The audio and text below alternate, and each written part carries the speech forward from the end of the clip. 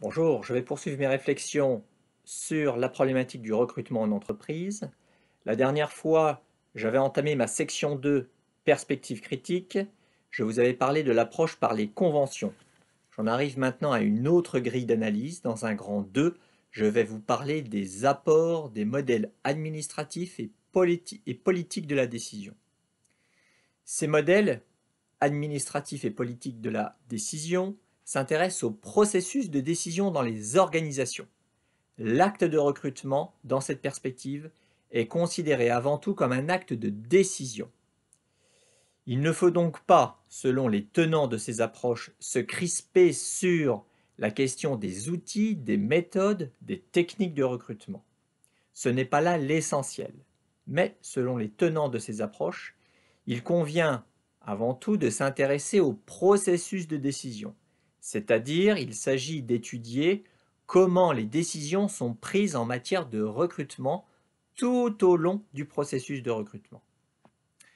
Ces modèles critiquent en fait le modèle standard en matière de prise de décision. Le modèle standard, c'est le modèle rationnel de la décision. Cette critique, elle a notamment été portée par un chercheur qui s'appelle Lucien Sfez. Le postulat sur lequel repose le modèle standard selon Sfez, c'est que l'ensemble des étapes du processus de recrutement vise en fait à accumuler la meilleure information possible sur des candidats que l'on espère avoir ciblés de façon optimale, et ce, en vue de prendre la meilleure décision. Voilà à quoi correspond le modèle standard si on l'applique au recrutement. Sfez critique cette approche. La rationalité de la décision est ainsi censée être le fruit d'un raisonnement rationnel, qui a pour but d'optimiser la réalisation d'objectifs grâce à la mobilisation d'un certain nombre de moyens ou de ressources. Dans ce modèle standard, on ne parle jamais de logique divergente, on ne parle jamais de conflit de méthode, on ne parle jamais de conflit de finalité entre les différentes parties prenantes dans le processus de recrutement.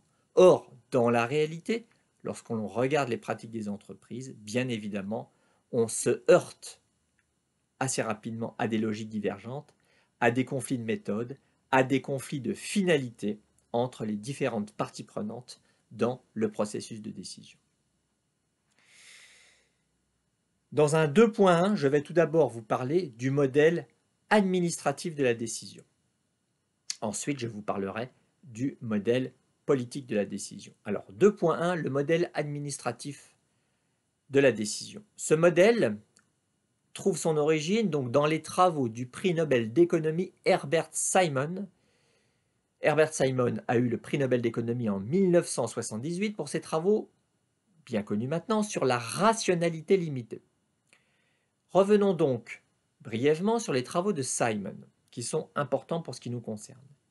Pour Herbert Simon, la décision n'est pas un moment isolé, mais c'est un processus continu au cours duquel la décision va s'élaborer petit à petit. Et les différentes étapes de ce processus vont orienter peu à peu la décision finale. L'univers des possibles, selon Simon, va donc se réduire progressivement. À chaque étape du processus de décision, l'univers des possibles va se réduire, les marges de manœuvre des acteurs vont se réduire, et on va s'orienter petit à petit vers la prise de décision. Ce qui veut dire que les phases qui précèdent le moment officiel de la décision vont modeler et structurer la réalité. Ça, c'est une idée clé que l'on peut retirer des travaux d'Herbert Simon. Autre idée majeure portée par Simon, il concerne le système de préférence des décideurs. C'est-à-dire que Simon s'intéresse à la manière dont les décideurs font des choix et sur la base des préférences qui sont les leurs. Le système de préférence des décideurs, nous dit Simon, n'est pas figé une fois pour toutes. Et ce pour plusieurs raisons. Il y a en fait 4 grandes raisons qui expliquent pourquoi le système de préférence des décideurs n'est pas figé et donc ça veut dire qu'il peut évoluer. Tout d'abord, parce que l'entreprise ne cesse d'évoluer au cours du processus de recrutement. Le contexte peut changer rapidement dans le cours de l'opération de recrutement. Des budgets, par exemple, peuvent être remis en cause. L'organisation peut être réformée, restructurée. Des postes peuvent être supprimés. Le demandeur peut être muté, donc la demande de recrutement n'existe plus. Autant d'événements qui vont avoir un impact sur le processus de décision et sur l'opération de recrutement. Ensuite, les décideurs sont incapables d'expliciter parfaitement tous les critères à partir desquels ils vont faire leur choix. Même s'il existe une définition de poste, les critères de décision des décideurs, finalement, restent flous, voire peuvent changer. En tout cas, il subsiste toujours des zones d'ombre aux yeux même des acteurs eux-mêmes. Ce sont des êtres humains, ils ne sont pas porteurs d'une rationalité universelle, ils sont habités par une rationalité, mais cette rationalité est limitée. Par ailleurs, troisièmement, la rationalité qui s'exprime au cours de la décision, elle est nécessairement limitée justement. Les décideurs ne sont pas toujours capables d'interpréter correctement toutes les informations qui leur sont données par les outils de sélection. Il y a donc aussi des limites cognitives qu'il faut prendre en compte dans l'analyse. Enfin, la décision finalement prise ne sera jamais optimale. La décision prise en matière de recrutement ne sera jamais optimale. Il n'existe en effet que très rarement un candidat qui va correspondre exactement à toutes les exigences d'une entreprise. En général, l'entreprise ne trouve pas le mouton à 5 pattes. Et donc c'est très souvent le candidat ou la candidate le plus satisfaisant, hein, la personne qui va donner le plus de satisfaction à l'ensemble des acteurs, qui finalement va être choisi. Donc on n'a pas affaire à un processus qui est entièrement rationnel. Il n'y a pas de rationalité universelle. Donc autant de paramètres finalement qui remettent en cause la vision traditionnelle du recrutement, autant de paramètres qui remettent en cause la perspective instrumentale. J'en arrive maintenant à mon 2.2, le modèle politique de la décision, qui est très proche du modèle administratif de la décision.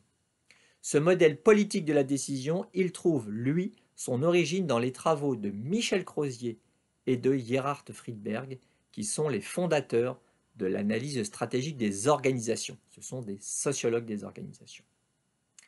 Crozier et Friedberg insistent dans leurs travaux sur les phénomènes de pouvoir dans les organisations, phénomènes de pouvoir qui mettent aux prises des acteurs qui n'ont pas forcément les mêmes objectifs. Et c'est parce que les acteurs n'ont pas les mêmes objectifs que l'on voit se développer dans l'organisation des relations de pouvoir. La vision qui est celle de Crozier et Friedberg est donc une vision politique de l'organisation. Qu'est-ce que cela donne si on mobilise cette perspective pour comprendre les pratiques de recrutement dans les entreprises? Bien souvent, à l'issue du processus de recrutement, le candidat qui va être finalement choisi va être celui qui a été soutenu par le décideur ou les décideurs qui se trouvent en position de force à un instant T dans l'organisation. D'où l'importance de la question du pouvoir et des relations de pouvoir dans l'organisation. Les candidats, qu'ils le veuillent ou non, constituent en fait un enjeu entre les décideurs. Les décideurs ont en fait tout intérêt à chercher à anticiper le rôle que les futurs recrutés vont pouvoir jouer dans l'organisation. Prenons un exemple.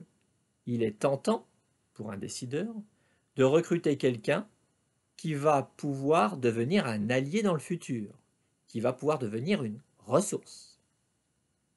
Ça pourrait être quelqu'un du même âge, quelqu'un issu de la même filière de formation, quelqu'un qui fait partie d'un réseau bien particulier. De manière similaire, il est aussi important de ne pas recruter quelqu'un qui pourra éventuellement devenir demain, entre guillemets, un ennemi potentiel, une gêne potentielle. Certains managers hésiteront, par exemple, à recruter un collaborateur plus diplômé qu'eux, plus expérimenté, plus âgé, qui risquent de briguer leur propre poste, voire qui risquent de prendre leur place. Donc il y a toujours dans tout processus de recrutement des enjeux de pouvoir. Voilà pour les modèles administratifs et politiques de la décision. Dans une prochaine vidéo, je vous parlerai des approches ethnologiques et interactionnistes. Au revoir.